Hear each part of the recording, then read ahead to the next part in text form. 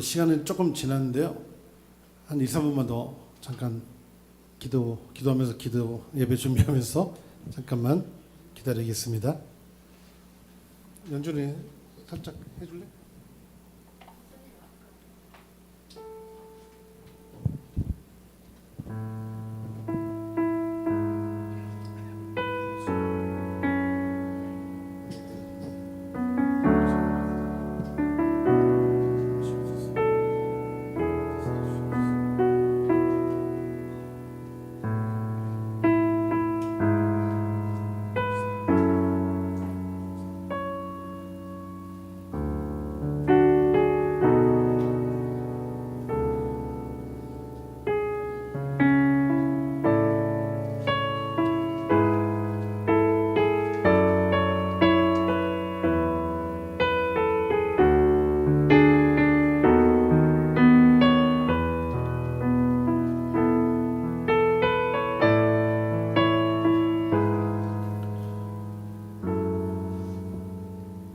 네, 행복한 예배 시간이 돌아왔습니다. 아까 오전에 목사님도 누누이 말씀하셨지만은 예배는 뭐 노가다 시간이 아닙니다. 제가 한 30년 넘게 이런 사역을 하면서 배운 거 하나가 뭐냐면요, 예배는 우리가 사역하는 시간이 아니라 사역 당하는 자리죠. 예배는 내가 뭘 하는 게 아니라 하나님으로 내가 채워지고 내가 공급받고 내 영혼이 살아나는 그런 축복의 시간이라고 저는 믿습니다. 그래서 정말 요즘처럼 같이 막 이렇게 막 열정적으로 예배하기 어려운 시기에는요, 저는 예배가 정말 설레입니다. 예배가 기대돼요. 여러분, 하나님을 기대하십시오. 그리고 물론 여러분들이 개인적으로 이제 삶에서 예배하는 자리가 있다면은 좀 부담이 들을 수 있지만은, 어떤 분들은 일주일에 한 번 교회 오는 것으로 와서 예배하는 것으로 여러분의 신앙을 만약에 유지하고 있다면은 이 시간은 어떻게 보면 생명줄 같은 시간이 될 수 있거든요. 이 시간에 하나님 만나셔야 됩니다. 그래서 우리 문제보다 크신 하나님, 또 우리의 삶의 어떤 그 문제보다 능하신 그 하나님을 우리가 이곳에서 만나고 확인될 때 우리가 그 하나님을 믿는 믿음으로 우리의 삶에서 세상의 물결을 거슬러 올라갈 수 있다고 좀 믿습니다. 네, 우리 찬양하겠습니다. 찬송가 내 죄 사함 받고서 함께 기쁨으로 찬양하겠습니다. 손뼉 치셔도 좋고요, 마음껏 하나님 찬양하십시오. 내 죄 사함 받고서 예수를 안디 나의 모든 것 다 변했네. 지금 나의 가는 길 전국 길이요, 주의 피로 내 죄를 씻었네. 나의 모든 것 변하고 그 피로 구속받았네. 하나님은 나의 구원 되시오니 내게 정죄함 없겠네. 주님 밝은 빛에서 어둠을 지고 나의 모든 것 다 변했네. 지금 내가 주 앞에 온전케 되고 주의 공로를 의지한 일세. 나의 모든 것 변하고 그 피로 구속받았네. 하나님은 나의 구원 되시오니 내게 정죄함 없겠네. 내게 성령이 임하고 불르신 사랑 나의 맘에 가득 채우며 모든 공포 내게서 물리치시니 내가 항상 주 안에 있도다. 나의 모든 것 변하고 그 피로 구속받았네. 하나님은 나의 구원 되시오니 내게 정죄함 없겠네. 내게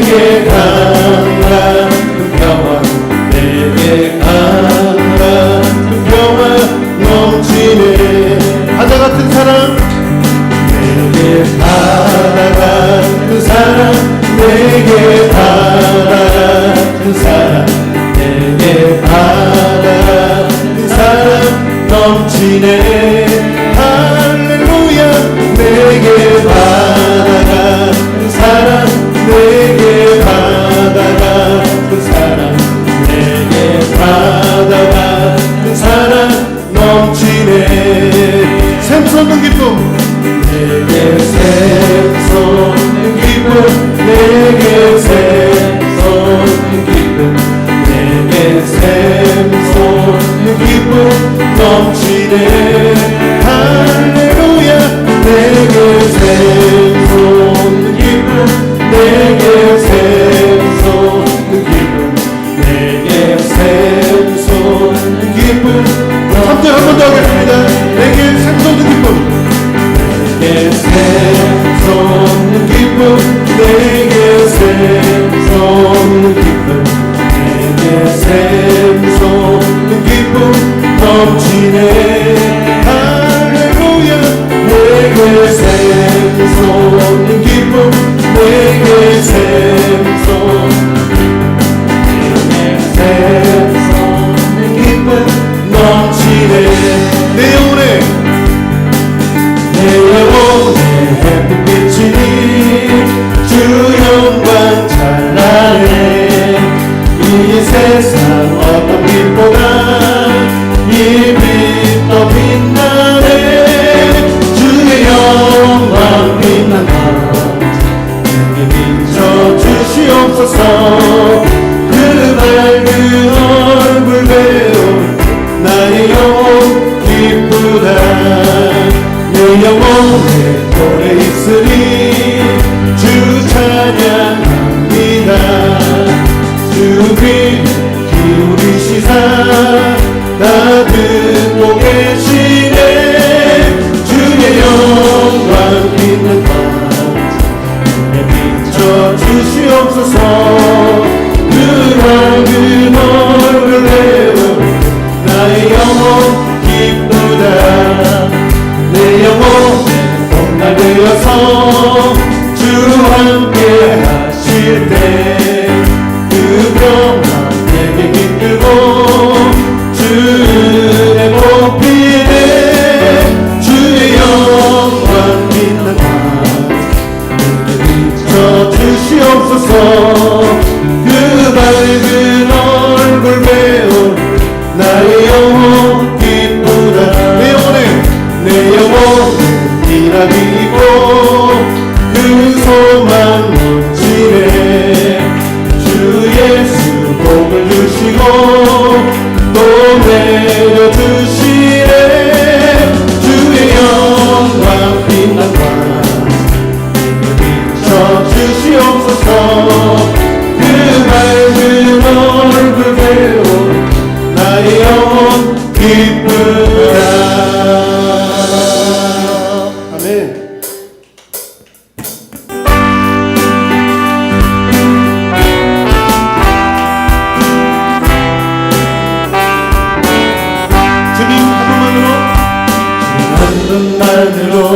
나는 만족해 나의 모든 것 대신 주님 찬양해 나의 영원한 생명 되신 예수님 목소리 높여 찬양해 주님 한 번으로 주님 한 분만으로 나는 만족해 나의 모든 것 대신 주님 찬양해 영원한 생명 되신 예수님 목소리 높여 찬양해 주님의 크신 사랑 찬양해 나의 힘과 능력이 되신 주 나의 모든 삶 연합되었네 크신 주의 사랑 찬양해 주님 한 번으로 나는 만족해 주님 찬양해. 나 영원한 생명 되신 예수님 목소리 높여 찬양해. 주님의 크신 사랑 찬양해. 나의 힘과 능력이 되신 주 나의 모든 삶 변화되었네. 크신 주의 사랑 찬양해. 우리의 목소리로 주님의 계절한 주님의 크신 사랑 찬양해. 나의 힘과 능력이 되신 주 나의 모든 삶 변화되었네. 크신 주의 사랑 찬양해. 주님의 크신 사랑 찬양해. 나의 힘과 능력이 되신 주 나의 모든 삶 변화되었네. 크신 주의 사랑 찬양해. 크신 주의 사랑 찬양해.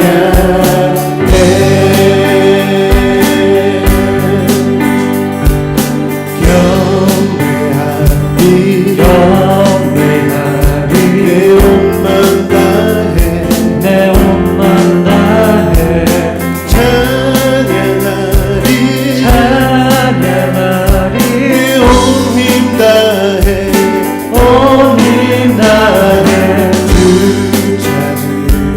주 찾으리 나 사는 동안 주님의 길을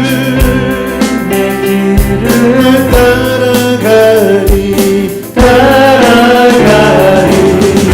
주님만을 경배하리 주님만을 찬양하리 찬양받기 합당하신 존귀하신 주만 높이리. 무릎 꿇고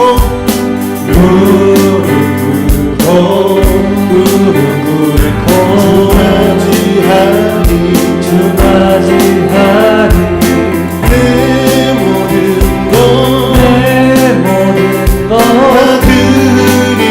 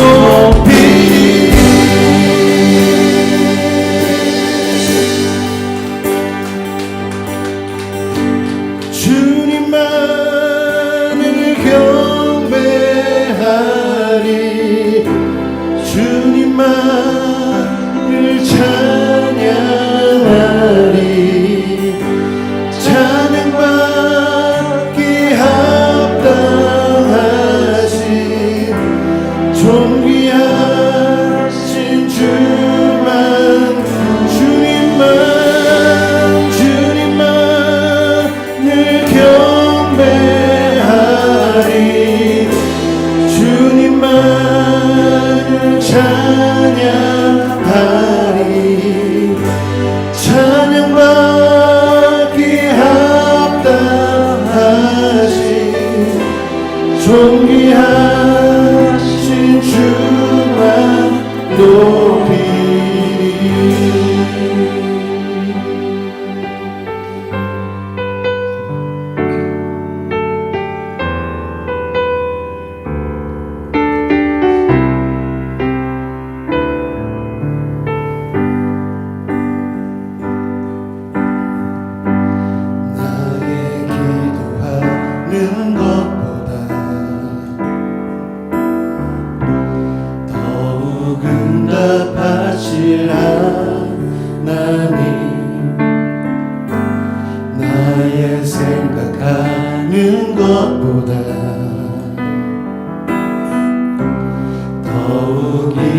이루시는 하나님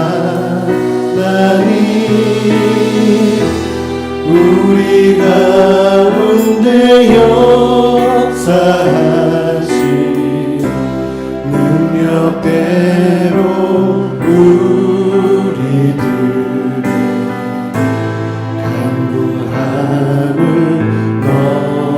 넘치도록 능히 하신 주님께 모든 영광과 존귀 찬양과 경배를 돌릴지어다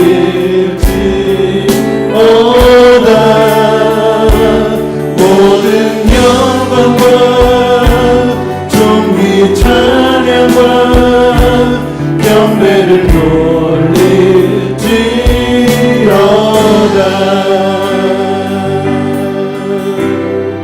다시 한번 고백하겠습니다. 나의 기도하는 것보다 더욱 응답하실 하나님 아멘. 나의 생각하는 것보다 더욱 이루시는 하나님 우리 가운데 역사하신 능력대로 우리들 간구함을 넘치도록 능히 하신 주님께 모든 영광과 존귀 찬양과 경배를 돌릴지어다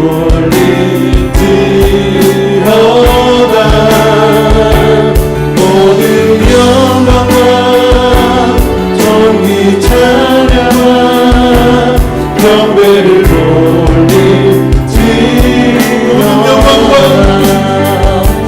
모든 영광과 존귀 찬양과 경배를 돌릴지어다 모든 영광과 존귀 찬양과 경배를 우리 두 손 들고 함께 모든 영광과 할렐루야 모든 영광과 존귀 찬양과 경배를 돌릴지어다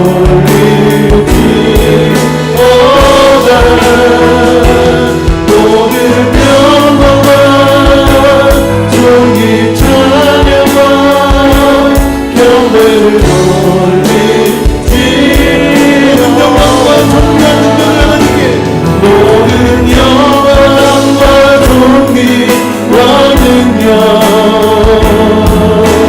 받으소서 받으소서 영광과 존귀와 능력 받으소서 받으소서 그리스도 살아계신 모든 영광과 존귀한 능력을 모든 영광과 존귀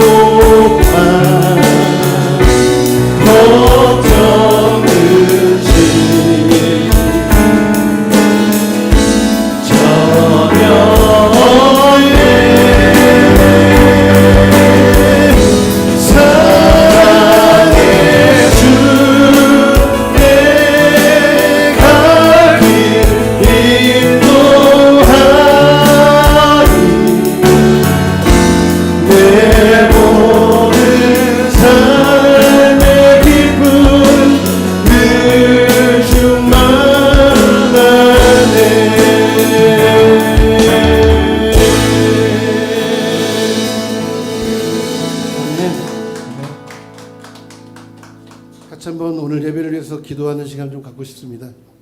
우리가 고백한 것처럼 하나님은 살아계십니다.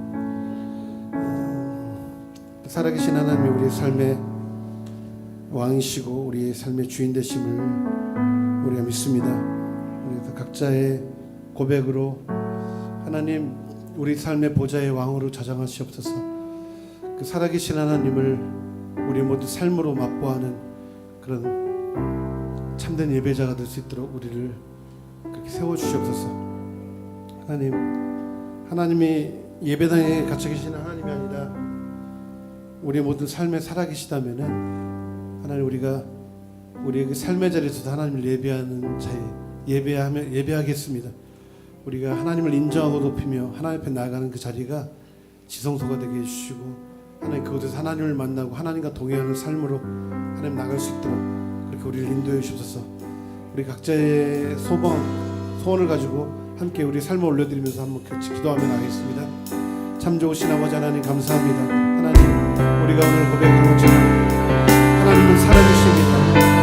하나님 나의 문제보다 나의 연약함보다 하나님 그거를 하나님이 내 삶의 주인 되시고 나의 도움 되시고 나의 능력 되심을 시간 선포합니다.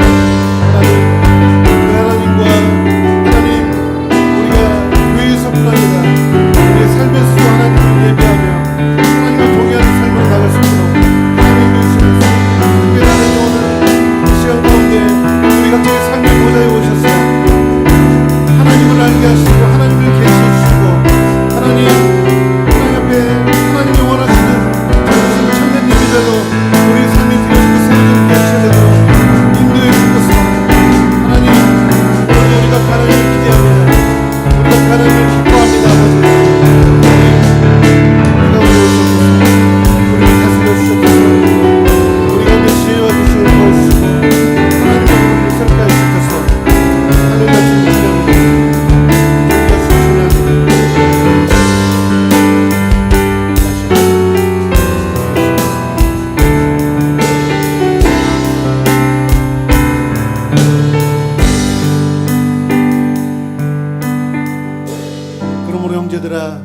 내가 하나님의 모든 자비하심으로 너희를 권하노니 너희 몸을 하나님이 기뻐하시는 거룩한 산제사로 드리라. 이는 너희들의 영적 예배니라.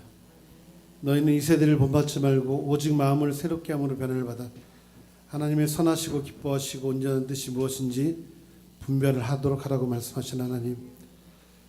하나님 이 시간 우리의 시간과 우리의 재능과 우리의 사랑과 열정을 오직 하나님 한 분께 올려드립니다. 하나님 우리 가운데 하나님의 마음을 부어주시고 무엇이 정말 하나님이 기뻐하시는 것인지를 알게 해주시고 정말 하나님과 친밀함을 누리는 하나님의 마음을 아는 다윗과 같이 그런 예배자가 될 수 있도록 인도해 주옵소서. 오늘도 우리 가운데 행하실 주님 기대하고 찬양하며 이 모든 말씀을 예수님의 이름으로 기도합나이다.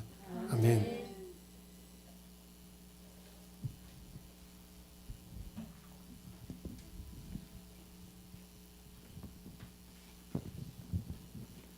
오늘은 제가 말씀까지 나누기로 해서 계속 이어서 진행하겠습니다.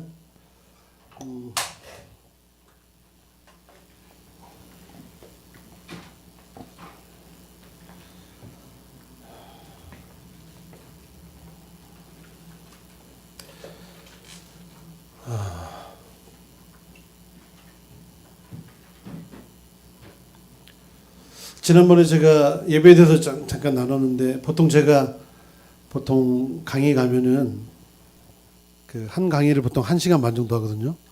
근데 지난번 되게 짧게 했죠. 그래서 오늘도 짧게 핵심적인 부분들 여러분과 지난번 하면서 그 강의에서 나누지 못했던 것들을 좀 오늘 하면은 이렇게 좀 하나가 좀 마무리 될 것 같습니다.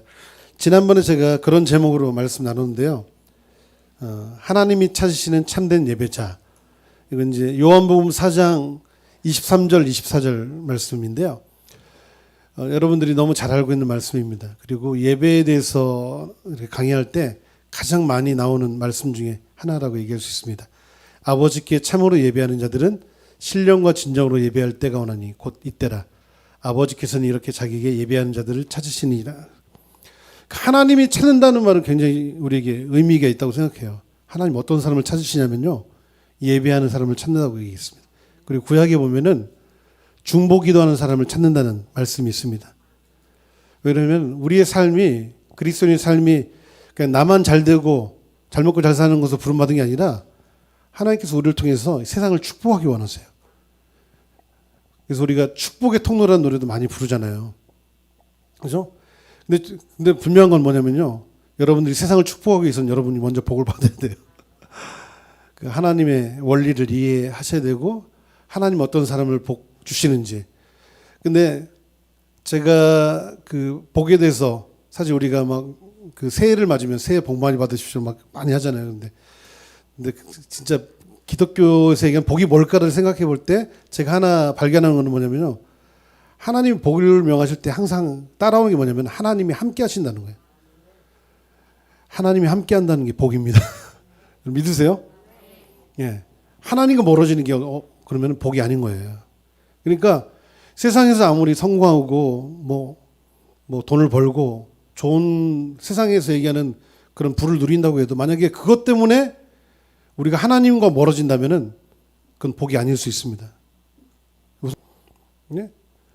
근데 정말 안타깝게도 많은 사람들이 그렇게 세상에서 성공하고 하나님을 등지고 가는 분들이 있잖아요. 뭐 우리 교회는 그런 사람 없겠지만 골프 치다가 주일날 가는 사람 없겠지만은 그것 때문에 하나님과 멀어진다면 그건 너무 슬픈 일이죠. 예? 근데요, 반대로 이렇게 생각할 수 있어요. 내 삶에 고난이 있고 내 삶에 어려운 문제가 있는데 그것 때문에 내가 하나님과 가까워질 수 있다면은 그건 오히려 복이 될 수 있습니다. 예? 사실은 저희 가정 안에 올해 굉장히 큰 일이 하나 있었어요. 저희 딸아이의 그 남자친구랑 사귀다가 거의 스토킹 막 그런 정도까지 간 적이 있었어요. 근데 여기서 그걸 다 얘기하고 싶진 않습니다. 근데요, 그 일 때문에 저희 가정 안에 놀라운 일이, 변화가 생겼어요. 저희 가정에 매일 말씀 읽고 기도하는 시간이 생겼습니다. 사실 제가 예배 사역을 하기 때문에 또 저희 딸 이름이 하임이거든요. 하임이. 네. 제 사부님 중에 이제 정정원 목사님이라고 꿈 있는 자유라는 그런 사역을 하시고 지금 LA에서 사역하고 계신데, 그분이 자녀가 둘이 있어요. 첫 번째 아이가 하준이라고 이름을 줬어요. 하나님이 준비한 사람처럼 살아라. 이렇게. 둘째 딸 낳는데 딸 이름을 하연이라고 줬어요. 하연이. 하나님과 연애하면서 살아라. 여러분 그 노래 들어보셨죠? 하연이에게라는 노래. 우리가 간직해야 할 소중한 것 있다면 내 삶을 누군가에게 나눠줄 수 있는 것. 이렇게 굉장히 축복된 노래인데 그 노래가 그 아이를 향해 만들어진 노래입니다. 하연이에게. 그래서 제가 이제 예배 사역을 하니까 저희 딸 하나가 있는데 그 정종 목사님이 이름을 그렇게 지어 주셨어요. 하임이라고. 하나님의 임재 안에 살아라. 이렇게 이런. 근데 참 아이러니컬하게 올해 저희 가정을 막 뿌리채 흔들었던 너무나 막 두려운 일이거든요. 참 어려운 일이거든요. 그렇죠. 근데 그것 때문에 저희 가정이 다시 한번 하나님 앞에 나아가는 시간을 갖게 됐어요. 너무 감사하고 삶의 우선순위가 이렇게 바뀌는. 그래서 제가 요즘 한 두 달간 계속 출퇴근, 제가 저희 딸아이 출퇴근 시켜주고 있고 또 가족들이 함께하는 시간들이 많아지고, 그리고 또 그런 생각했어요. 이제 이 시간을 통해서 하나님께서 다음 스텝을, 하나님께서 우리 이 가정을 준비시키고 계시다는 그런 생각을 했습니다. 여러분 어떻게 생각할지 모르겠어요. 우리 삶에 어떤 그런 시험, 어떤 문제가 있을 때 저는 그렇게 믿습니다. 하나님께서 우리에게 만약에 시험을 주신다면 하나님께서 우리가 감당할 힘을 주신다고 좀 믿습니다. 네? 사람이 감당할 시험밖에 너에게 당한 것이 없나니 오직 하나님이 미쁘사 너희가 감당치 못할 시험당을 허락치 않으시고 시험당할 쯤에 또한 피할 길을 내사 너희로 능히 감당하게 하신다. 저는 그렇게 생각해요. 하나님이 아무나 시험하지 않습니다. 하나님께서 그런 문제를 주신다면요, 감당할 힘을 우리에게 주신 거예요. 근데 여러분, 중요한 게 여러분이 도망가지 말으셔야 돼요. 거기서 하나님과 멀어지시면 안 돼요. 오히려 그것 때문에 하나님을 바라보고 하나님을 붙잡으셔야 돼요. 하나님께 가까이 나가야 돼요. 그럼 반드시 하나님께서 길을 열어주실 거라고 저는 믿습니다. 우리의 실수까지도 바꿔서 하나님께서 선을 만드실 거라고 저는 믿습니다. 지난주에 그 주가 이루신의 그런 노래는요, 사실 그 가사 맥락은 그런 거거든요. 우리의 모든 가능성이 끝났을 때. 근데 사람이 그런 존재 같아요. 우리가 어떤 일이 생기면 우리가 할 수 있는 방법, 모든 것을 다 동원해 보죠. 근데 그 문제가 생겼을 때 그냥 바로 하나님 앞에 가면 좋을 텐데, 그러기보다도 내가 막 하려고 하는 것들이 많아요, 사실. 그리고 하다 안 되면 결국은 어느 자리 가면은 어떻게 하다 안 돼서 이제 끝에 가게 되면 이제 거기서 이제 하나님을 이제 붙잡는 거죠. 그렇게도 붙잡으면 다행이에요. 잡으셔야 됩니다. 근데 그게 우리 믿음이잖아요. 우리 믿음. 자, 좋습니다. 그래서 하나님이 찾으신 사람 예배자가 있다라고 얘기하고 있어요. 근데 예배자가 하나님 찾으신 예배자가 되기 위해서는 우리가 먼저 예배를 알아야 된다. 그리고 지난번에 제가 아주 원론적이고도 본질적인 아주 핵심을 하나 딱 얘기했어요. 예배는 하나님의 계시에 대한 인간의 반응이다. 이렇게 얘기했습니다. 그러니까 하나님의 계시라고 하는 것은 뭐냐면요, 그 자체가 사실 하나님의 은혜라고 얘기할 수밖에 없어요. 왜냐하면은 우리가 하나님을 어떻게 알 수 있느냐 이런 거예요. 우리가 인간적으로 생각하는 어떤 대통령이나 뭐 인기 연예인이나 그런 차원과 다른 차원의 하나님을 우리가 예배를 통해 만나는데 어떻게 그게 가능할까? 가능할 수 있는가 이런 거죠. 네? 여러분이 말씀에서 보고 또 찬양하고 고백하는 그 하나님, 만왕의 왕, 만유의 주, 창조자, 우리의 구원자, 그 하나님을 우리가 어떻게 알 수 있고 어떻게 만날 수 있는가라는 거죠. 한 가지밖에 없어요. 하나님 편에서 우리를 찾아오시는 수밖에 없어요. 사람들이 하나님을 찾아간 거는요, 종교예요, 종교. 근데 하나님은 종교가 아닙니다. 관계죠, 생명의 관계. 하나님께서 우리를 생명의 관계 안에 불렀죠. 여러분 믿으시죠? 그래서 우리가 하나님을 알 수 있는 방법은 하나님이 먼저 우리를 찾아오셔서 자신을 우리 가운데 알게 해주셔야 돼요. 그게 계시입니다. 계시. 계시란 말은 감추인 것이 드러난다라고 얘기하거든요. 감추인 것이. 그러니까 우리의 지식으로 우리가 막 공부를 해가지고 하나님을 알아갈 수 있는 게 아니라 하나님이 먼저 우리를 찾아오셔서 자신을 우리 가운데 계시해 주셨어요. 예를 들어서 하나님은 사랑이십니다라고 우리가 이렇게 반응한다고 고백한다고 생각해 보세요. 이게 가능하기 위해서는 하나님 먼저 우리를 찾아오셔서 나는 사랑의 하나님이다라고 자신을 우리 가운데 알려주셔야 되는 거예요. 무슨 말인지 이해되시죠? 예? 계시가 있어야지만이 우리가 하나님을 어떤 분인가 인식하고 하나님을 알고 반응할 수 있는 거예요. 그러니까 예배를 하나님의 계시에 대한 인간의 반응이라고 하는, 이거는 뭐 제가 만들어낸 말이 아니라 모든 기독교의 신학의 정의예요. 정의. 신학적인 정의가 하나님의 계시에 대한 인간의 반응이 예배다. 이렇게 얘기했거든요. 자, 여기서 중요한 게 뭐예요? 우리에게 원리를 보여주겠죠. 원리. 어떤 원리입니까? 예배의 원리. 계시와 반응. 이렇게 얘기했어요. 여기서 우리가 배울 수 있는 게 하나가 뭐냐면요, 예배의 시작이 하나님의 계시로 말미암은 거라면 예배의 시작이 인간이 아니라 하나님이라는 거예요. 우리가 하나님을 찾고 하나님 와보세요, 뭐 이렇게 막 우리가 막 빌고 해가지고 하나님을 끌어내리는 게 아니에요. 하나님이 먼저 우리를 찾아오신 거예요. 사랑의 하나님이, 거룩하신 하나님이, 그 크고 영화로우신 하나님이 우리를 찾아오신 것이죠.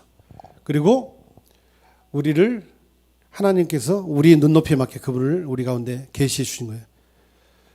우리가 자연을 통해서도 하나님을 발견할 수 있고 또 우리가 일반 계시라고 하죠. 말씀을 통해서 하나님을 알 수 있죠. 매주 우리가 하나님을 배워가고 있죠. 하나님의 또 다른 측면을 알아가고 있죠. 그리고 그 하나님과의 만남이 이루어지려면은 우리의 노력이나 우리의 의가 아니라 하나님 편에서 길을 열어주셔야 돼요. 구약에는 그렇게 얘기하고 있습니다. 구약에 보면은 지성소에 들어가기 위해서는 대제사장이 1년에 한 번 몸에 끈을 묶고 방울 달고 거기 가서 어떤 일이 일어날지 모르기 때문에 그렇게 한 사람이 대제사장이 1년에 한 번 딱 들어갈 수 있었다고 하죠.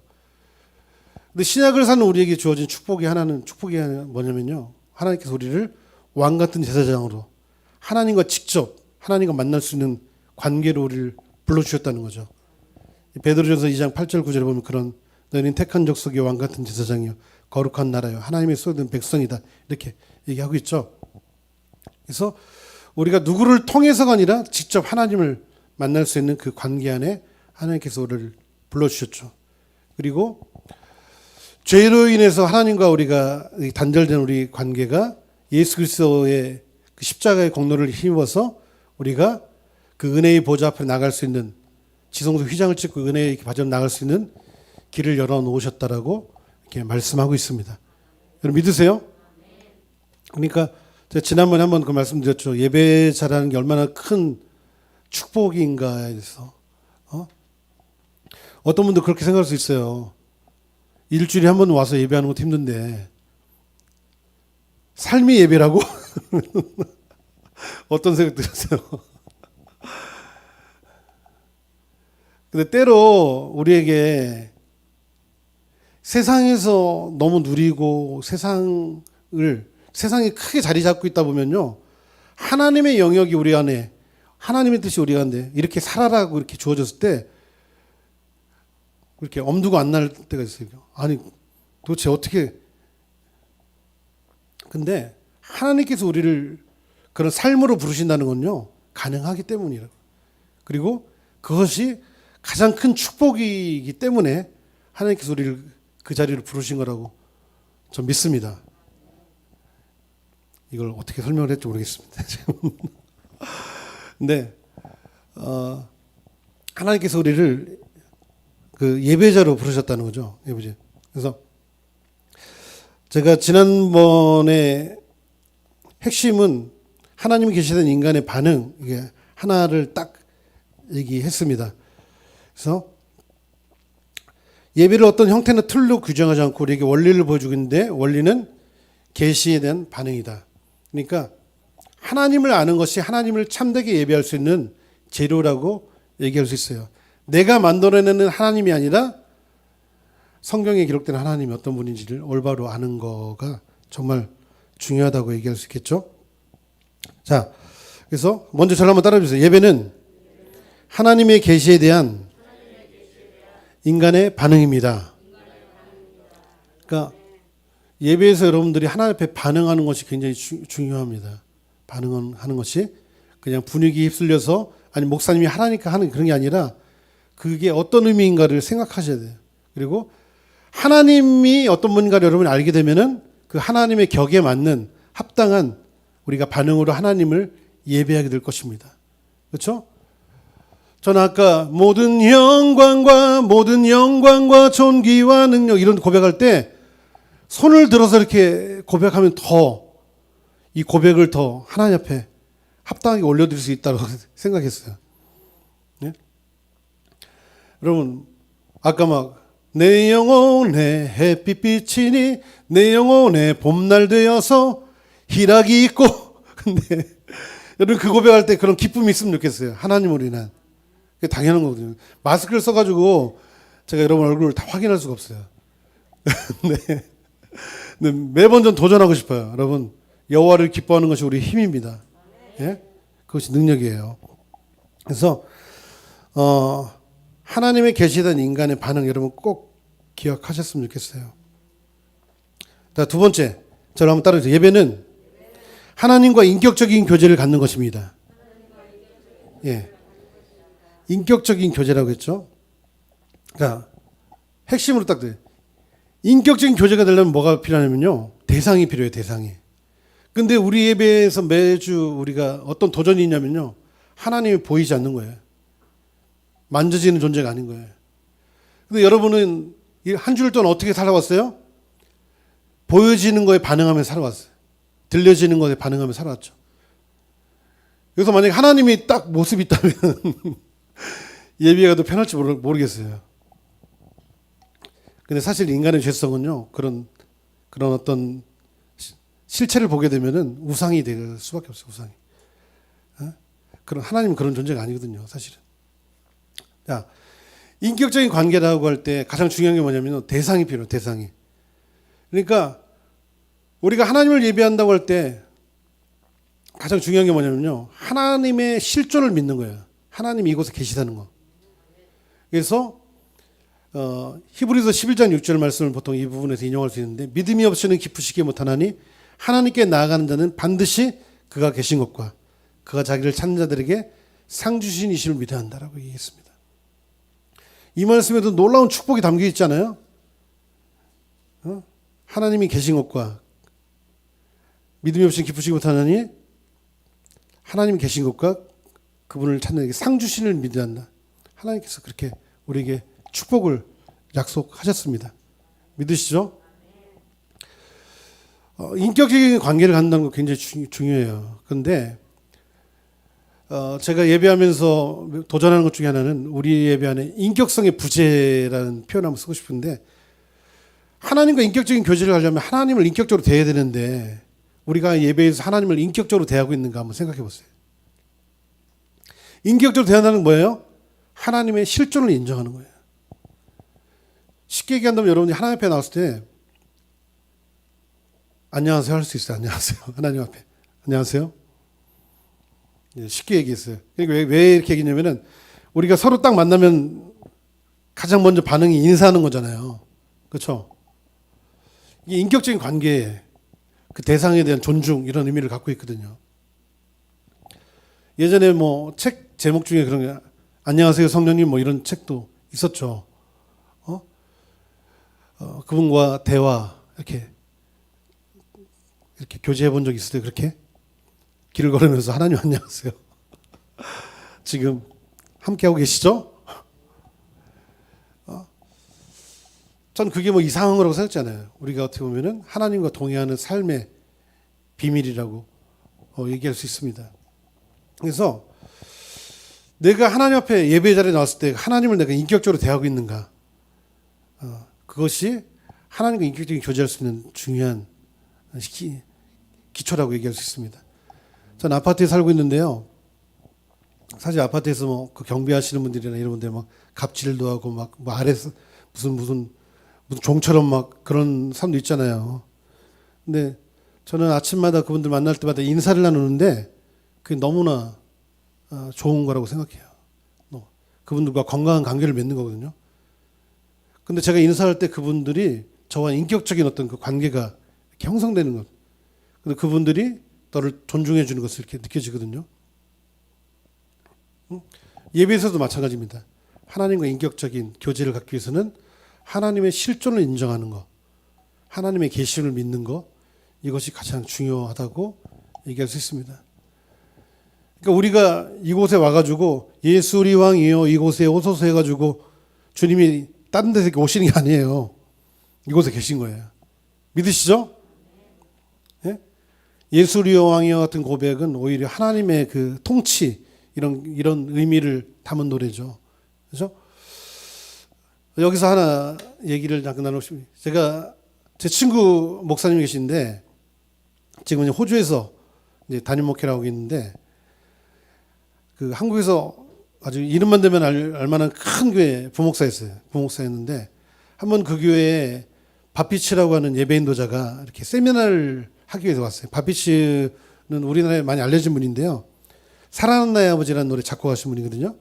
근데 그분이 우리나라에서 많이 이제 예배에 대한 강의도 하시고 세미나도 그랬는데 그분이 한번 왔대요. 근데 앞에 이제 강의하기 전에 앞에 찬양을 한 20분 정도 막 열정적으로 찬양을 했대. 자기가 막 찬양을 했는데, 찬양을 하고 이제 그 강사를 딱 소개하고 자기가 내려왔는데 그 바피치라고 하는 분이 앞에 딱 이제 강의하기 나왔는데 말씀을 나누기 전에 제가 찬양을 한 곡 부르고 싶다고 얘기했어요. 기타를 딱 매더니 찬양을 딱 시작했는데 제 친구 목사님의 이렇게 마음이 쭉 무너져 내렸대. 이렇게. 왜 그러냐면은 자기가 하나님을 찬양할 때는 하나님이 저기 먼 곳에 계셨대요. 그래서 하나님 막 하나님을 끌어내리려고 막 이렇게 불렀다는 거죠. 근데 바피치라고 하는 사람이 찬양을 하는데 기타를 쫙 하면 찬양하는데 하나님이 먼 곳에 계신 게 바로 여기 계시다. 내 옆에 계신, 나와 함께 계신 하나님. 여러분, 하나님이 그런 하나님이라는 걸 믿으세요? 막 우리가 막 노력하고 애쓰고 해가지고 막 하나님을 끌어내리는 게 아니에요. 하나님은 정말 누구보다 우리와 함께하기 원하시는 거죠. 그죠? 오히려 우리가 그분을 인정하지 않고 인격적으로 대하지 않고 무시하고 어떻게 때로는 막.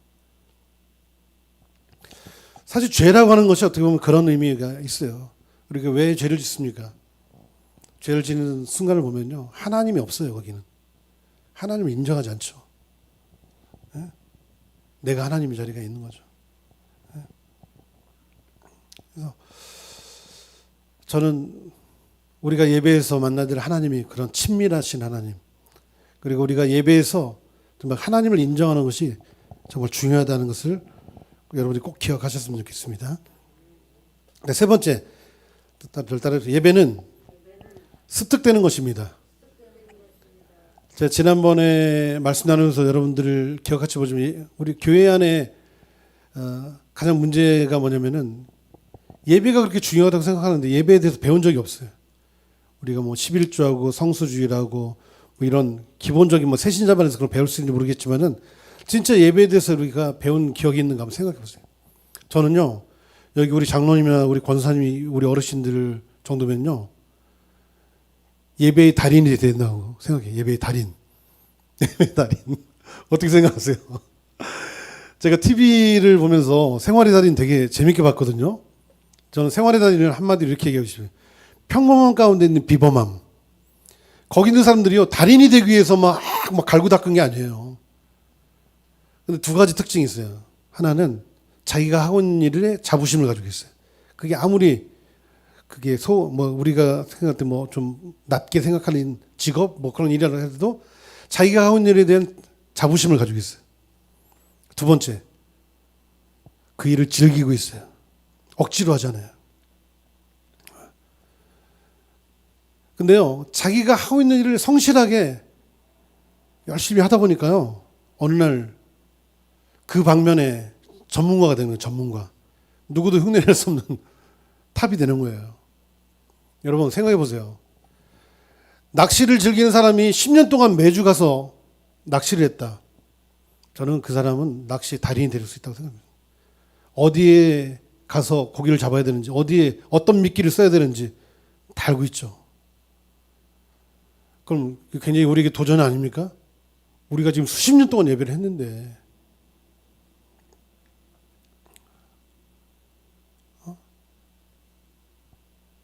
여러분이 어디인가 뚝 떨어지면 거기서 여러분들 통해서 예배가 일어나야 돼요. 예? 복음을 전할 뿐 아니라 그 사람들이 하나님을 참되게 예배하도록 여러분들이 그런 통로가 돼야 되잖아요. 근데 목사님이 없어서 예배 못해요. 뭐가 장소가 없어서 근데 여러분 생각해보세요. 전 세계에 보면요, 목회자가 없는 교회들도 너무 많고 무목교회도 너무 많고 건물이 없는 교회도 많고 가정집에서 막 지하에서 제가 10년 전에 그 중동 지역에 한번 갔었는데, 중동 지역 그 아랍에미리트 연방 뭐 그쪽 UAE라고 보통 이렇게 나오는데 거기가 이제 두바이거든요. 두바이.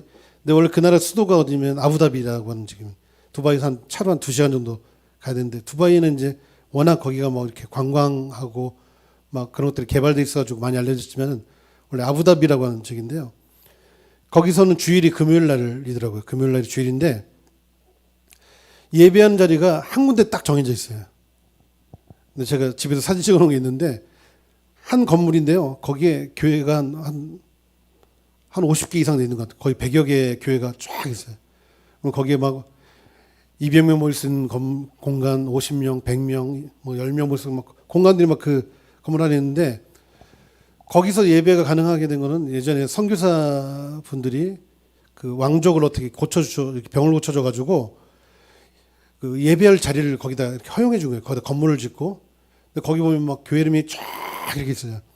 거기 뭐 시간마다 거기 막 각 나라 족속과 방언 예배가 다 있어요.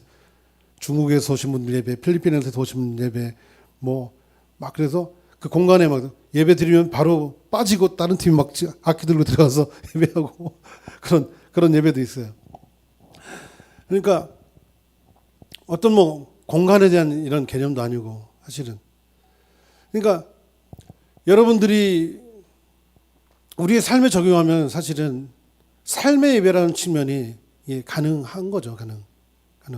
자, 네, 좀 전에 3번에서 예배는 습득되는 것이라고 얘기했는데 제가 수많은 교회들을 이렇게 막 다 방문해보고 그러는데 정말 좋은 예배는 어떤 예배일까를 생각하면서 얻은 답은 뭐냐면요. 성도들이 자발성을 가지고 참여하는 예배가 정말 좋은 예배라고 생각해요. 물론 목사님이 말씀이 좋고 막 찬양 인도자가 막 탁월해서 성도들을 막 들었다 놨다 막 이렇게 끌고 갈 수도 있어요. 근데 더 중요한 거는 성도들이 준비되어 있으면 끝이에요. 그러니까 제가 언어인증 사역을 할 때 1년에 몇 번은 이렇게 막 사역하러 갔다가 사역을 당하고 오는 경우가 있어요. 왜냐면 거기 가서 찬양을 딱 시작했는데 제가 뭘 한 게 없는데 이미 거기 막 불이 막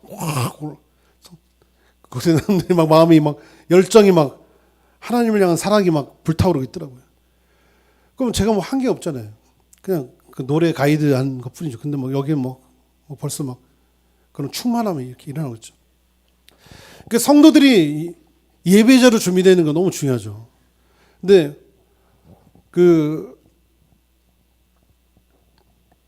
제가 갑자기 생각이 안 나는데 이름이 로버트 웨버라고 하는 아주 세계적으로 알려진 그 예배학 교수님이 있어요. 그분이 학교도 세우고 그랬는데 우리나라 그 장신대 그 광나루에 있는 장신대에서 그분 책으로 교재로 3분 정도로 굉장히 권위 있고. 근데 그분이 현대 교회 예배의 문제를 지적하면서 그 중에 한 가지가 뭐냐면은 성도들이 마치 공연을 관람하듯 예배를 관람하고 있다, 구경하고 있다 이렇게 얘기하거든요. 근데 그 교회가 메가처치로 큰 교회가 될수록 이런 위험들이 있습니다. 예? 마치 작은 교회는 가서 막 인사도 해야 되고 또 막 얼굴도 비춰야 되고 그런 것들이 부담되니까 오히려 큰 교회 가서 그냥 기둥 뒤에 가서 예배를 안 할 수는 없고 이렇게 도장 찍고 오시는 분들도 있을 수도 있거든요. 근데 중요한 게 뭐냐면 예배는 누가 나를 대신해서 드릴 수 있는 그런 게 아니라는 거죠. 예? 훌륭한 목회자가 설교가 좋은 목회자가 있다고 해서 여러분이 저절로 좋은 크리스찬이 되는 건 아닙니다. 예? 여러분이 예배자가 돼야 돼요. 여러분이 예배할 수 있어야 돼요. 그러니까 사실은 이 강대상 이 강대상이 강조된 예배의 함정은 뭐냐면은 성도들을 구경꾼으로 만들 수 있는 함정이 있어요. 그냥 나는 그냥 앉아서 앞에서 하는 거 그냥 보고 따라가면 되는 거. 그냥. 근데 저는 그렇게 생각해요. 저는 좋은 예배는 성도들이 예배할 줄 아는. 그러니까 성도들이 예배를 알고 왜 예배를 해야 되는지를 알고 우리가 예배하는 하나님이 어떤 분인가 알고 예배할 줄 아는 예배의 근육을 만들어줘야 된다고 생각해요. 근데 많은 교회가 어쩌면 막 그 예배가 마치 입에다가 막 이렇게 다 만들어서 떠넣어준 예배를 드리고 있는지 모르겠어요. 근데 여러분이 생각하셔야 돼요. 예배는 그런 게 아닙니다. 그런 차원이 아니에요. 여러분이 예배에 대해서 뭔가 희생하고 대가 지불한다는 건 뭐냐면요. 하나님을 알 때 가능해요. 하나님을 알 때. 거기에 더 좋은 것이 있다는 믿음이 없다면은 절대로 여러분들 희생하지 않습니다. 인간의 어떤 그 자기 중심적이고 우리가 그런 존재가 아니거든요. 우리 죄성이 하나님 안에 정말 좋은 게 있다는 걸 알 때 우리가 기꺼이 그분께 우리 전부를 던질 수 있는 거죠. 사실은. 근데 우리가 예배를 배운 적이 없는데 놀라운 게 뭐냐면 우리가 매주 예배하고 있다는 거예요. 우리 권사님들 어르신들한테 제가 오늘 그런 도전했어요. 여러분 예배의 달인이 되십시오. 달인이 되셔야 됩니다. 근데 우리 학생들이 와서 권사님 예배가 뭐예요? 그러면 예배는 이런 거라고 딱 이렇게 여러분들이 가르침을 줄 수 있어요. 그리고 여러분들이 함께 우리가 예배할 때 우리 어른들이 그런 본이 되셔야 돼요. 사실은 그것처럼 강력한 메시지는 없어요. 아이들은 가르쳐서 배우는 게 아니라 보는 것을 통해 배우는 거거든요. 보는 걸. 그래서 삶의 본이 된다는 것이 너무 중요하죠. 그래서 제가 좀 전에 그런 얘기, 예배는 습득되는 거다. 우리가 배우지 않았는데 매주 예배하면서 예배를 습득한 거예요. 예배를 학습하고 있는 거예요. 예배. 그러니까 좋은 예배 모델이 있다는 건 너무 중요하겠죠. 우리 서로에게 그런 좋은 모델이 되셔야 돼요. 서로에게 도전을 줄 수 있는. 여러분들 예배에서 하나님을 향해서 손을 든다. 이것도 너무 중요하다고 생각해요. 하나님은 이 시대에 우리의 관념 속에, 생각 속에 갇혀있는 하나님이 아니라 드러내셔야 된다고. 찬양은 드러내는 거예요. 찬양은. 기도는 골방이라고 얘기하는데요. 찬양은 광장을 얘기하죠. 자랑하는 거예요. 드러내는 거예요. 하나님이 얼마나 크고 위대하시고 놀라우신 분인지를. 그렇게 얘기할 수 있어요. 하나님은 이 시대에 99명의 생각이 아니라 한 사람의 확신을 원한다. 여러분, 골리앗이 이스라엘 군대를 향해서 나와 싸울 자가 있냐 나오라 하나님을 막 조롱하면서 막 도전했잖아요. 생각만 하는 사람이 아니라 하나님은 거기서 다윗 같은 한 사람을 통해서 역사하시는 거죠. 그 확신을 통해서 그 골리앗을 넘어뜨리고 하나님이 살아계심을 증명하시는 거죠. 여러분이 능력이 있어서가 아니라 여러분 안에 계신 하나님이 능력이 있으시기 때문에 여러분을 통해서 그런 일을 할 수 있는 거예요. 믿으시죠? 그래서 예배는 정의되는 것이 아니라 체험되는 것이다. 이론이 아닌 실제다. 이렇게 얘기할 수 있어요. 여러분 중에 누가 만약에 예배학을 전공해서 박사학위를 받았다고 해서 예배를 잘 할 수 있는 건 아닙니다. 여러분이 예배자가 되는 것이 중요해요. 여러분이 하나님과의 관계를 아는 예배자가 되는 것이 중요하다고 생각할 수 있어요. 그래서 우리는 매주 반복되는 예배를 통해서 예배를 습득하고 있다. 배우고 있다. 저는 여러분 꿈 있는 교회가 정말 좀 더 높은 차원의 예배로 가고자 하는 그런 여러분들의 갈망이 일어나기를 소망합니다. 예배에서 정말 나의 경험 이상의 하나님, 나를 다 그냥 하나님의 그 은혜로 덮을 수 있는 그런 예배, 저는 가능하다고 좀 믿습니다. 그런 예배가 있다고 좀 믿습니다. 그래서 예배를 통해서 정말 치유도 일어날 수 있고요. 하나님이 진짜 역사하실 수 있죠. 어떻게 보면 현대인에게 있어서 가장 많은 또 질병 중에 하나가 우울증 이런 게 있잖아요. 저는 한 번도 그런 생각을 해본 적은 없는데 지난해 한 해를 이렇게 지나오면서 문득 그런 생각이 들었어요. 사역도 다 끊어지고, 왜냐면 공예배도 못 모이는데 예배 사역자가 가서 뭘 할 수 있는 데가 어디 있겠어요. 근데 정말 내가 뭔가 그런 생각이 드는 적이 있더라고요. 내가 너무 무력하게 느껴지고 내 존재가 무슨 가치가 있나 그런 생각이 듭니다. 근데요, 우울증의 어떤 현상 중에 하나가 그런 거라고 생각해요. 우울증. 내가 이 세상 사는 게 무슨 의미가 있나 이런 거죠. 근데요, 예배에서 우리가 하나님을 만나면 한 방에 날릴 수 있다고 믿습니다. 하나님 말씀하신 거예요. 내가 너를 보배롭고 존귀하게 여기겠다. 넌 나의 꿈이다. 하나님이 내가 너를 사랑한다고 한마디 딱 들으면 끝나는 거예요, 사실은. 사람이요, 그런 얘기를 하는데, 대상을 통해서 자신을 인식한다고 얘기해요. 대상을 통해서. 여러분, 만약에 여러분이 갓난아기로 태어났는데 여러분이 사람들과 함께 산 게 아니라 만약에 침팬지하고 함께 살았다. 그러면은 내가 사람이라는 것을 인식하지 못하는 거예요. 내 주위에 침팬지를 보면서 그게 나라고 생각하는 거죠. 그렇지 않겠습니까? 근데 이게 어떤 정체성과 연결되는데요. 이 부분은 내가 나라는 것을 어떻게 인식할 수 있는가. 누군가 나에게 그렇게 이름을 불러줬어요. 나를 그렇게 대해줬어요. 예? 그러니까 여러분들이 직장이나 사회생활하면서 직장 어느 회사 어떤 직위가 있고 또 사람들이 여러분들을 그 어떻게 이해하는가에 어떤 그런 정체성이 있잖아요. 뭐 그게 잘못됐다고 생각하잖아요. 근데 그게 진실은 아니에요. 진짜 나가 나. 세상이 막 허물어뜨릴 수 없는 나.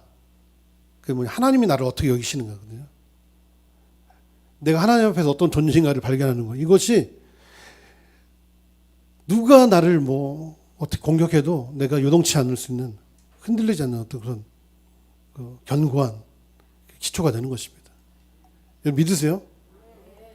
이게 굉장히 중요한 얘기입니다. 그러니까 여기 우리 학생들에게서 이렇게 우리가 여러분들이 축복해주고 이렇게 여러분 언어를 통해 축복하는 건 너무 중요해요. 하나님께서 너를 통해서 위대한 일을 행하실 것이다. 제가 예전에 막 예배가 뭔지도 모르고 막 이런 사역을 할 때 저희 사부님 중에 한 분이 예배 때마다 늘 그 얘기했어요. 하나님이 이 세상을 향한 위대하고 놀라운 계획을 갖고 계신데 그 계획 가운데 당신을 포함을 시키셨습니다. 당신을 통해서 하나님께서 위대한 일을 행하실 것입니다. 뭐 이런 얘기를 예배 때마다 이제 끝나고 가기 전이라든지 뭐 예배 때 서로 나누게 했어요. 근데요, 오랜 시간이 지났는데 제가 저쪽 중앙아시아 쪽 가서 이렇게 강의를 하는데 거기는 다 유럽 분이거든요. 백인들. 우리의 이미지 속에 흑인들은 조금 못 살고 이런 느낌이, 백인들은 또 우리보다 좀 이렇게 잘 살고 이런 것들 있잖아요.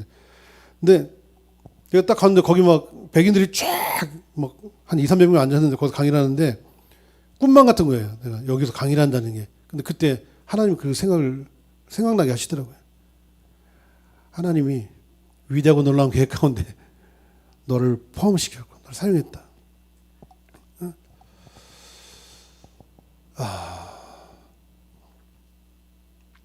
하나님 그런 하나님이십니다. 예?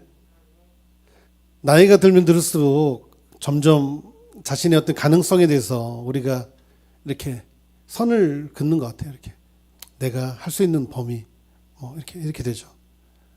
근데요, 하나님은 그걸 뛰어넘을 수 있는 분이라고 좀 믿습니다. 그러니까 가든지 보내든지 막 이런 얘기 하잖아요. 선교에 대해서 얘기할 때. 근데 우리 어르신들이 어떻게 우리 젊은이들을 막 보낼 수 있어요? 이 안에 그 불이 있어야 되거든요. 젊음. 내 몸은 쇠했지만은 내 영은 날마다 새롭고 하나님의 마음에 더 가까워지고 하나님의 마음을 알고 막 그것이 막 우리 안에 넘칠 때 막 그 보내는 선교사가 될 수 있는 거잖아요. 그렇지 않습니까? 그래서 예배가 습득되는 것이라는 걸 여러분 꼭 기억하셨으면 한 가지만 더 얘기하고 끝내겠습니다.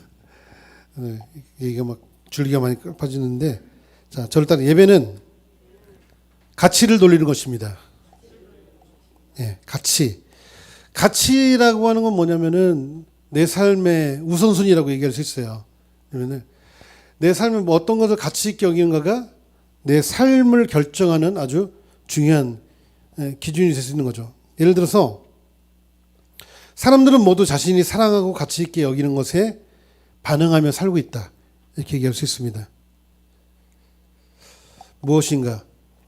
내가 내 시간을 어디에 사용하고 있는가를 생각해 보십시오. 여러분의 삶에서. 어디에 여러분의 돈을 쓰고 있는가? 어디에 여러분의 열정을 드리고 있는가? 놀라운 게 뭐냐면요, 우리가 가치 있게 여기는 것이 예배의 대상과 연결된다는 거예요. 예배의 대상과.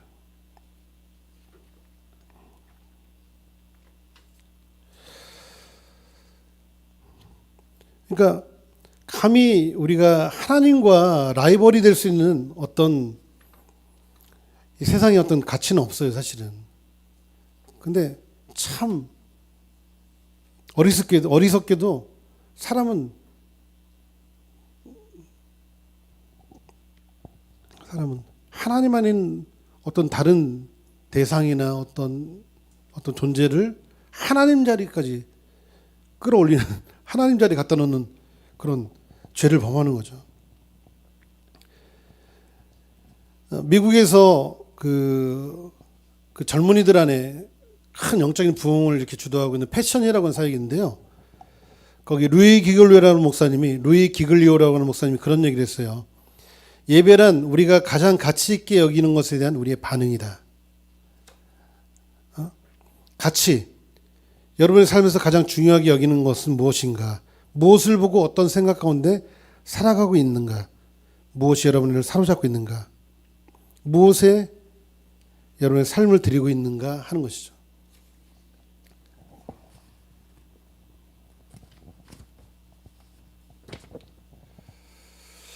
그리고 여기서 우리가 도전이 되는 것은 우리가 사랑하며 가치 있게 여기는 것이 예배의 대상과 정확하게 일치한다. 그러면은 내가 무엇을 가치 있게 여기는지를 어떻게 알 수 있을까? 이렇게 생각해 보겠습니다.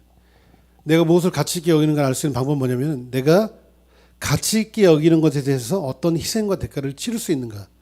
이것이 가치를 증명하는 방법이라고 볼 수 있어요. 여러분 우리가 뭐 이단, 뭐 신천지라든지 막 뭐 이런 걸 보면서 우리가 비판하시죠. 근데 분명한 건요. 그 사람들이 가치 있다고 얘기하는 것은 잘못된 신앙이지만은 어떻게 희생하고 헌신하고 대가 지불하고 생각해 보십시오. 어떤 면으로 보면은 옛날 한국교회가 막 부흥할 때 그런 모습들을 거기서 볼 수 있어요. 노방 나가서 막 찬양하고 막 집집마다 다니면서 전도하고 막 이런 것들. 옛날에 교회가 다 했던 거거든요, 사실은. 자, 우리가 그걸 떠나서라도 우리 예배 안에서 저는 여러분에게 도전하고 싶은 것이 이런 것입니다.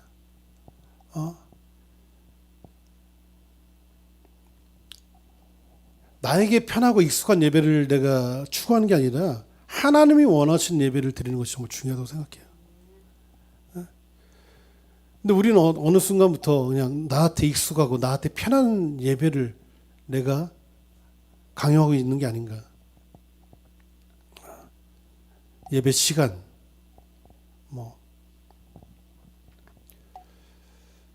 제가 예전에 사역했던 교회는 그래도 한국교회에서 굉장히 이렇게 막 존경도 받고 번이 되는 그런 교회인데, 그런데도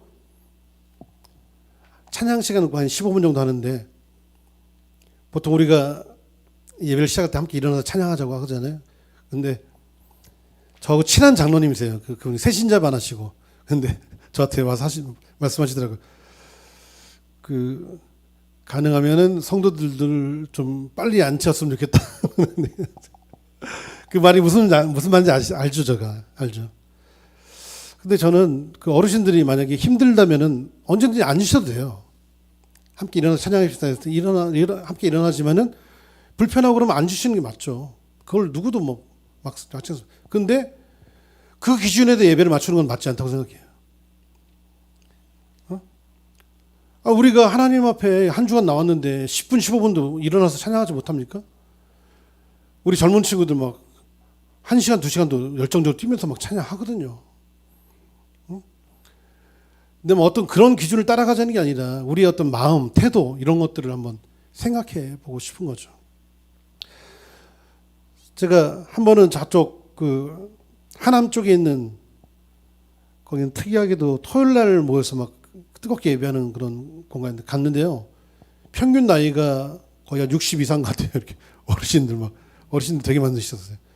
그래서 처음에 예배할 때 막 그 고백이나 이런 것들이 앉아서 부르기에 좀 그런 거라 다 함께 일어나서 찬양을 했는데, 찬양을 하는데 제 마음에 오히려 부담이 되는 거예요.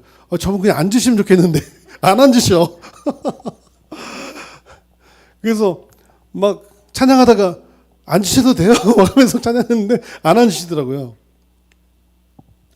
근데 그분 안에 그 마음이 있으신 거죠. 하나님에 대한 존중, 하나님에 대한 그 본인이 그렇게 표현하고 싶은 것. 그러니까 여러분들이 사실은 예배가 뭔가를 안다면은 사실 우리가 하나님 앞에 뭘 드릴 수 있고, 뭘 하나님 앞에 하나님 뭐가 부족해서 우리에게 뭘 얻어내려고 우리에게 예배를 만드신 거예요? 그렇지 않잖아요. 하나님이 돈이 부족해서 우리에게 헌금을 걷어들이는 겁니까? 아니면 그분이 능력이 없어서 우리의 헌신을 막 쥐어짜는 거예요? 그렇지 않아요. 이것이 우리 안에 자발적이고 우리 안에 즐거이 드릴 수 없다면은 그건 진정한 헌금이 될 수 없죠. 네?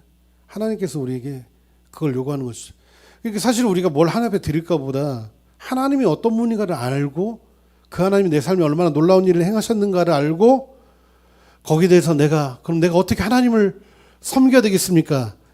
거기에 대한 어떤 희생, 헌신, 봉사 이런 거라면은 뭐 하나님께서 받으실 만한 향기로운 제물이 될 수 있죠. 하나님께서 억지로 우리에게 뭘 요구한 적이 없잖아요, 사실은. 그래서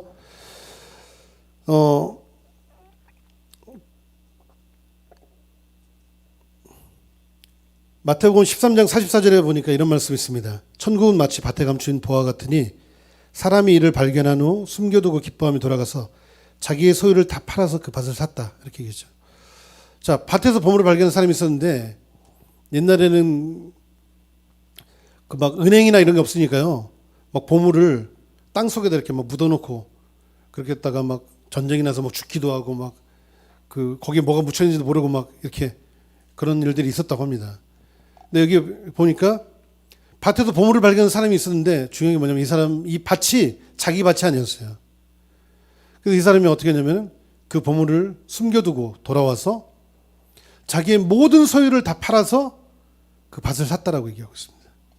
자, 이 사람이 발견한 그 보물의 가치가 어떤 가치입니까? 이 사람이 발견한 보물의 가치가 어떤 가치냐면요. 자기의 모든 소유를 다 대가 지불, 희생할 만한 가치를 발견한 거예요. 네, 여러분 마지막으로 질문하겠습니다. 여러분 인생에 보물을 발견하셨어요? 우리 인생의 최고의 보물, 그분은 예수 그리스도십니다. 그러니까 그분을 발견하는 사람들이 자기의 모든 것들 다 스펙, 자기의 좋은 직장 다 포기하고 막 선교지를 가시는 거예요. 그 가치를 본 사람이 그 가치만큼의 희생, 대가 지불, 헌신을 하는 거예요. 그러니까 그게 놀라운 거죠. 아무도 못 말릴 수 없어요. 그리고 그 사람 통해 하나님의 역사가 일어나는 거죠. 여러분 믿으십니까? 네? 오전에 그 목사님께서도 인용한 말씀인데요. 로마서 5장 8절에 보면은 우리가 아직 죄인 되었을 때 그리스도께서 우리를 위하여 죽으심으로 하나님께서 우리에게 된 자기의 사랑을 확증했다. 증명했다라고 얘기하죠. 자, 여러분에게 그런 질문을 했어요. 여러분 그 보물을 발견하셨냐고.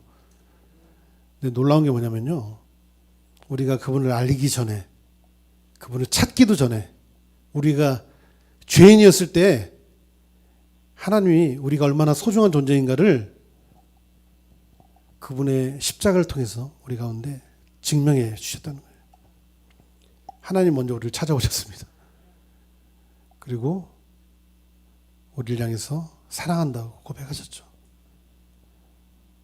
너는 나의 꿈이다. 너는 나의 보물이다. 너는 나의 보배롭고 존귀한 나의 자녀이다. 라고 얘기하신 것입니다. 그래서 그 하나님의 가치를 우리가 하나님을 알 때 그 하나님을 아는 깊이로 우리가 하나님을 예배할 수 있다라고 좀 믿습니다. 제가 믿기로 그리스도인의 삶에서 예배를 한다는 것은요. 새로운 차원의 신앙의 문을 여는 거라고 좀 믿습니다. 여러분 하나님은 예배당에 갇히시는 하나님이 아닙니다. 예배 시간에 갇혀 계시는 하나님이 아닙니다. 믿으시죠? 예. 근데 어떻게 우리가 그분과 동행하며 우리가 그분과 함께 살아갈 수 있는가?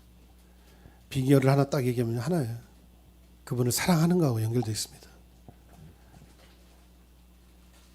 제가 26년 전에 결혼을 했어요. 결혼했는데 제 아내는 제주도에서 나서 자라고 살아왔던 사람입니다. 운명적인 만남을 가졌는데 만나기 너무 어렵잖아요. 그래서 제가 진짜로 아내를 만나서부터 결혼할 때까지 딱 5번 만났더라고요. 5번. 5월 달에 만나서 서로 이제 교제가 시작되고, 두 번째 만났을 때는 이제 서로 마음을 확인하기 위해서 만났고, 세 번째는 이제 그 장모님 그쪽 어르신을 만나서 허락받기 위해서 만나고, 네 번째는 상견례로 만나고, 5번째는 결혼식을 올리기 위해서 만났어요. 진실입니다, 이게. 그래서 5월 달에 만나서 12월에 결혼했는데요. 근데 여러분 생각해 보십시오. 어떻게 그럴 수 있었을까 저는 생각해 봤어요. 근데요, 아내와 교제가 시작되고, 우리가 뭐 버스 타고 가서 만날 수 있는 적도 아니고, 그러니까 비행기를 타지 만날 수 있는 관계니까 진짜 이렇게 생각해 보니까 전화를 진짜 많이 했더라고요. 전화를 하는데, 통화를 하는데 잠깐 얘기를 한 것 같은데 귀가 뜨뜻해져요. 시계를 보면 1시간, 2시간이 막 휙휙 지나가는 거예요.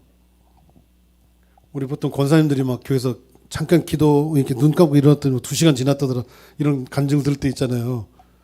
우리 젊은이들, 청년들은 막 그 인류의 모든 대소사까지 막 기도를 세계를 다 기도 제목으로 하고 기도했는데, 눈을 떠보니까 20분 지나고. 근데 그게 가능할 수 있는 길이 뭐냐면은 사랑이 들어가. 사랑. 이벤트로 만나지 않았어요. 특별한 얘기거리가 아니라 그냥 일상의 그냥 소소한 얘기인데, 너무 그게 막 서로 막 공감이 되고, 막 말이 꼬리를 물고 막 커지고 해가지고 막 1시간, 2시간이 막 그냥 흘러가는 거죠. 여러분, 이 주님 오신 계절 12월에 주님과 한번 사랑에 한번 푹 빠져보십시오. 그리고 그분과 함께 그 예배를 통한 풍성한 그 하나님 안에 있는 그 생명을 누리시는 여러분 되셨으면 좋겠습니다. 나는 예배자입니다. 빨리 나오려면 빨리 나오고, 진혁이 빨리 나오지. 민혁이 인트로.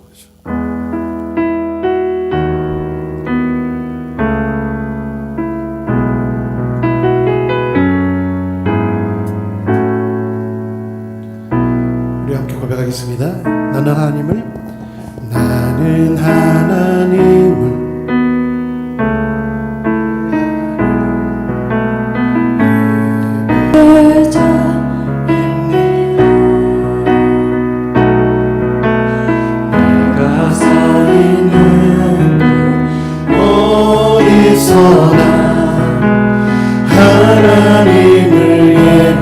예배합니다. 내 영혼 거룩한 은혜를 향하여, 내 마음 온전한 하나님 향하여, 이곳에서 바로 이 시간 하나님을 예배합니다.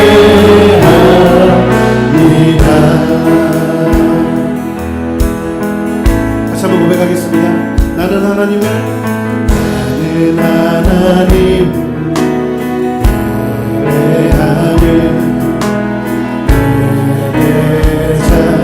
예배자입니다.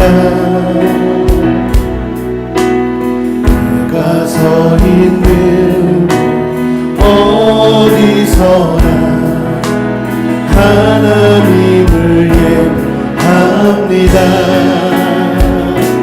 내 영혼 거룩한 은혜를 향하여, 내 마음 완전한 하나님 향하여, 이곳에서 바로 이 시간 하나님을 예배한, 내 영혼 거룩한, 내 영혼 거룩한 은혜를 향하여, 내 마음 완전한 하나님 향하여,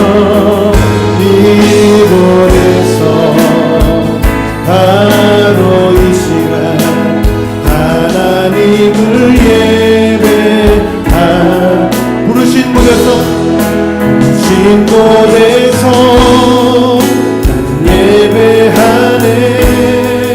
그 상황에도 나는 예배하네. 진 곳에서 나는 예배하네. 그 상황에도 나는 예배하네.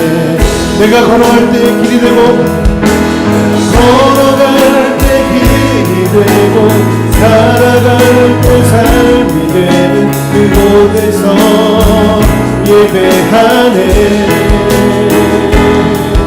내가 걸어갈 때 길이 되고 살아갈 때 삶이 되는 그곳에서 예배하네.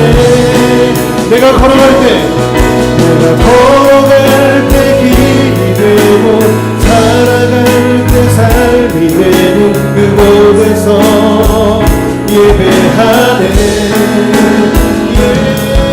내가 걸어갈 때 길이 되고 살아갈 때 삶이 되는 그곳에서 예배하네. 진 곳에서 예배하네. 어떤 상황에도 나는 예배하네. 진 곳에서 나는 예배하네. 어떤 상황에도 나는 예배하네. 우리 같이 한 번만 같이 기도합니다. 하나님, 우리를 하나님이 찾으시는 그런 참된 예배자들로 우리를 빚어주시옵소서. 하나님을 영과 진리로 예배할 줄 아는 예배자가 될 수 있도록 하나님, 하나님 한 분을 마음을 다하고 성품을 다하고 힘을 다해서 하나님 사랑하며 그렇게 예배할 수 있는 예배자로 하나님 그렇게 우리를 세워주시옵소서. 우리 같이 한번 예배를 위해서 함께 우리 삶을 올려드리면서 기도 한번 하겠습니다. 살아계신 하나님 아버지, 감사와 찬양 올려드립니다. 하나님, 우리와 하나님 생명의 교제를 나누기 위해서 하나님 하늘의 보좌를 떠나 하나님